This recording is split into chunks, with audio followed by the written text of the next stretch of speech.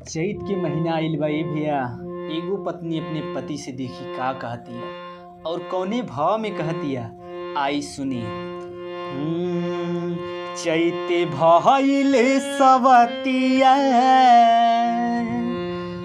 रोजे आधी आधी रतिया,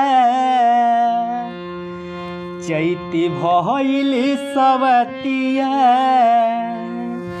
रोजे आधी आधी रतिया,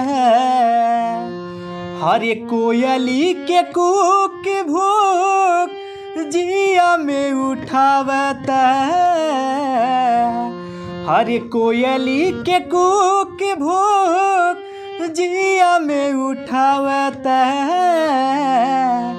और ये हो सजनवा हर रतिये में नींद नहीं आवता, और ये हो बलमुआ हर रतिये में नींद नहीं आवता।